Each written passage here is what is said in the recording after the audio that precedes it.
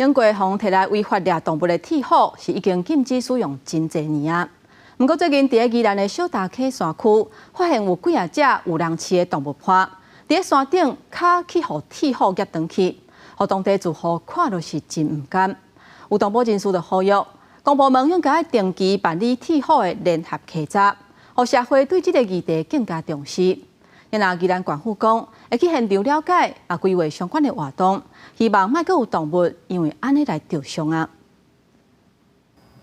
先用米配看到，避免过度惊吓加伤人，才来救治。宜兰小大溪山区最近铁虎山猪条泛滥，造成当地不少住户饲的狗仔卡拢断去。这个还比较轻微哦。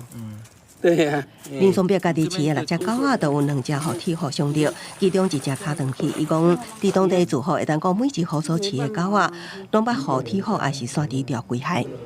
每一户都中啊，几乎每一户都中，是没有什么幸免的。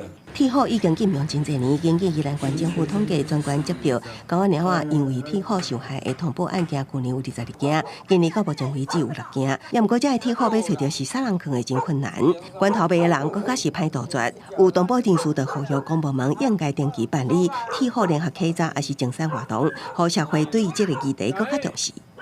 新北市政府结合动保团体，他们去做扩大进山的动作。我相信，只要持之以恒，慢慢的，会让这群放捕兽夹跟山猪钓的人知道说，这个议题有人在关注。那我们未来也会规划在这个我们相关的一个活动来做相关的一个宣导那希望民众能够来遵守我们相关的规定。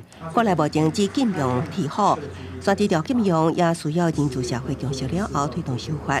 县府表示，到小大溪现场了解，只要发现铁虎，就会该排除。各插旗也警告，未来也会规划办理相关活动，杜绝铁虎。记者综合报道。